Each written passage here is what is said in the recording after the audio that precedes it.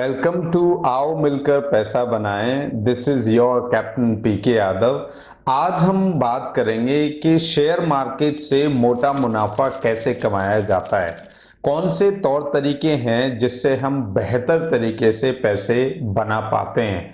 अब लोग क्या है, कैलकुलेशन नहीं करते हैं। अब बहुत सारी चीजें हो जाती हैं। कुछ लोग ये सोचते हैं कि इंट्राडे से बहुत पैसा कमाया जाता है, कुछ लोग ये सोचते हैं कि ऑप्शन से बहुत पैसा कमाया जाता है। लेकिन सबकी जो जड़ है, सब में जो हमें जानकारी होनी चाहिए वो होनी चाहिए कि भाई बिजनेस किस तरीके का है, उसकी क्या ग्रोथ है, वो बहुत इंपॉर्टेंट है।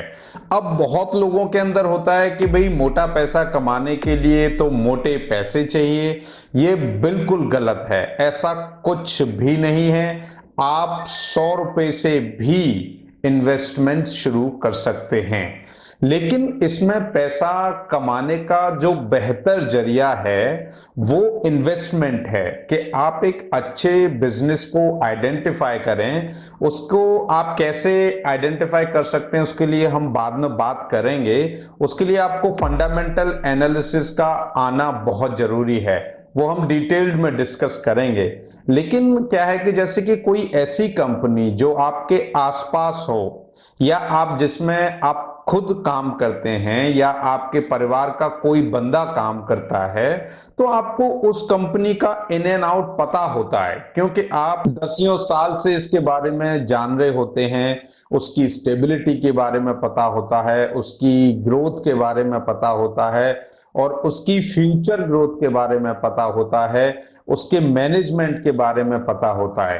तो भले ही आपको फंडामेंटल एनालिसिस ना आते हों, अगर आप किसी भी कंपनी के बारे में इतना जानते हैं तो आप उसमें बहुत अच्छे तरीके से इन्वेस्ट कर सकते हैं, क्योंकि आपको उसका मुनाफा पता है, उसका नुकसान पता है, उसकी ग्रोथ पता है, वो कहां से उठकर यहां पहुंची है कंपनी, उसके बारे में पता है। तो मोर और लेस आपको बहुत सारी चीजें पता होती हैं, तो इसमें आप इन्वेस्ट कर सकते हैं। अब बात आती है कि कितना इन्वेस्ट करें। अब मान लीजिए कि कोई भी कंपनी जो 20% सालाना ग्रोथ करती है, तो अब उसमें क्या कर सकते हैं आप। मान लीजिए, मैं नहीं कह रहा आपसे आप 1 लाख रुपए इन्वेस्ट करो, 50,000 इन्वेस्ट करो, या 25,000 इन्वेस्ट करो। आप सिर्फ 100 रुपए इन्वेस्ट कर सकते हैं। और अगर 100 रुपए इन्वेस्ट करके आप अगर 20% का मार्जिन पा रहे हैं, लाइक पर एनम, अगर ग्रोथ जो उस बिजनेस की 20% है, तो 100 के 120 हो गए आपके नेक्स्ट ईयर। अब आप उस पैसे को नहीं निकालेंगे तो क्या होगा, वो 120 का 20%, तो अब 120 का 20% आपका क्या हो गया, 44 रुपए हो गए, है ना। तो इस तरीके से इसे कहते हैं हम पावर ऑफ कंपाउंडिंग, कि आपने 100 रुपए लगाए, अगर आप एफडी में लगाते तो 7 से 7.5 साल में या 8 साल में आपके 100 रुपए 200 होते। लेकिन आपने एक बिजनेस आइडेंटिफाई किया जिसका ग्रोथ 20% पर एनम है, तो अब क्या हुआ, आपके 100 रुपए सिर्फ 4 साल के अंदर डबल हो गए। अगर आप कैलकुलेट करोगे, 100 रुपए में अगर 20% की ग्रोथ दोगे तो 4 साल में 206 रुपए हो जाएंगे, जो कि डबल से भी ज्यादा है। अब अगर आप इसको 5 साल के लिए इन्वेस्ट करते हो, है ना, आप उसमें निकाल नहीं रहे, वही 100 रुपए आपके 700 750 रुपए बन जाएंगे। और अगर यही 100 रुपए आपने 10 साल के लिए इन्वेस्ट करे तो लमसम 2,000, और 15 साल के लिए अगर आपने इन्वेस्ट कर दिया इसको, 20 साल के लिए इन्वेस्ट कर दिया इसको, तो आप सोच नहीं सकते कि 100 रुपए भी 5,000 रुपए बन सकते हैं। तो अब आप बताइए, क्या आपके पास 100 रुपए नहीं है कहीं भी इन्वेस्ट करने के लिए। अगर आप, मैं ये 20% ग्रोथ की बात कर रहा हूं, ज्यादा ग्रोथ की बात मैं नहीं कर रहा। कंपनियां ऐसी भी हैं अपने हिंदुस्तान में, अगर आप उनको आइडेंटिफाई कर पाए, क्योंकि देखो 100% कुछ भी नहीं होता है। आपको पता है क्योंकि आज मान लीजिए बड़ी से बड़ी कंपनी कोविड-19 में औंधे मुंह गिर चुकी है, तो इस तरीके की महामारी तो किसी भी कंपनी किसी भी बिजनेस को जमीन पर ला सकती है, लेकिन वो टेम्परेरी चीजें होती हैं। ऐसा नहीं है, अगर आपके बिजनेस फंडामेंटल्स क्लियर हैं, स्टेबिलिटी है, आपका स्टाफ टैलेंटेड है, मैनेजमेंट एग्रेसिव है और एथिकल है, मैनेजमेंट की जो सोच है वो एथिकल है, वो लोगों का बुरा नहीं चाहते या कोई बेईमानी नहीं करना चाहते, तो इस तरीके के पड़ाव किसी भी कंपनी में आ सकते हैं, लेकिन वो परमानेंट नहीं होते। तो इस तरीके से आप सोचो कि 500 रुपए इन्वेस्ट करके, मैं ज्यादा लंबा नहीं कह रहा, अगर अपन 10 साल की बात करें तो ही आप इतना मोटा कमा पा रहे हो।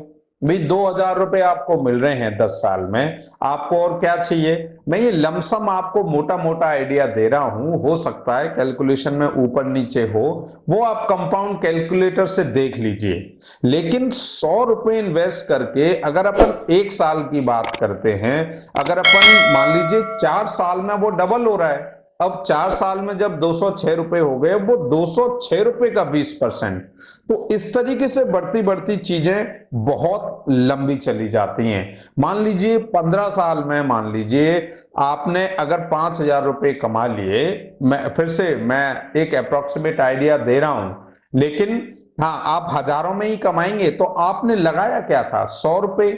शायद आप कहीं भी खर्च कर देते, लेकिन आपने उसकी ग्रोथ को समझकर 100 रुपए अगर किसी बिजनेस में इन्वेस्ट कर दिया और वो हजारों में बन गया, तो सोचो आप कितना रिटर्न मिला आपको, कितना मोटा मुनाफा मिला आपको। 100 रुपए के 5,000 रुपए मिल रहे हैं आपको, आपने कभी उम्मीद भी नहीं की होगी।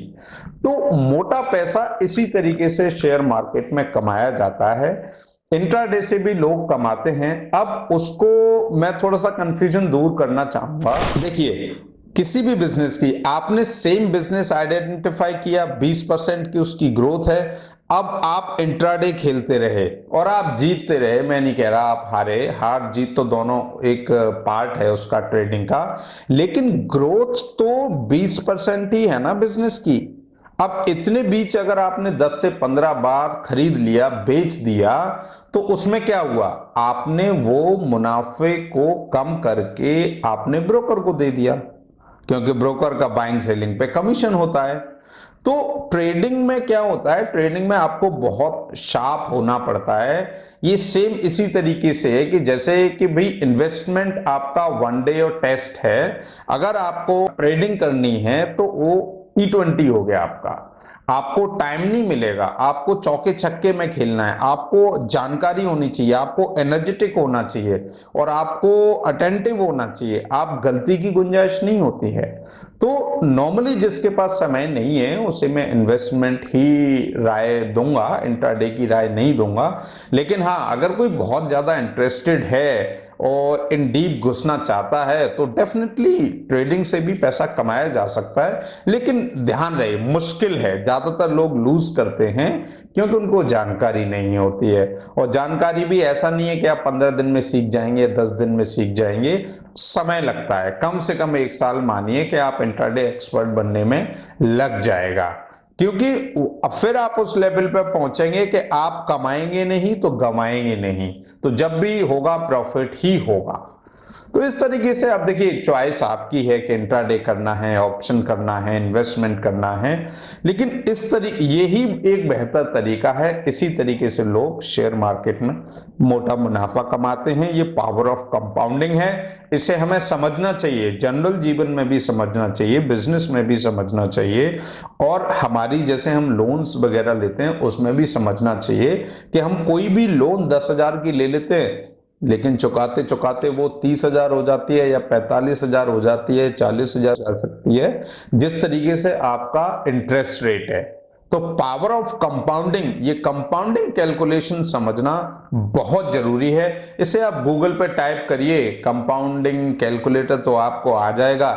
उसमें आप किसी भी इन्वेस्टमेंट का पता कर सकते हैं किसी भी तरीके से। कैसे कि भाई उसमें आप इनिशियल इन्वेस्टमेंट डाल दीजिए, अब उसमें जो इंटरेस्ट रेट है उसे आप ऐसे समझ लीजिए कि वो रेट ऑफ रिटर्न है आपका।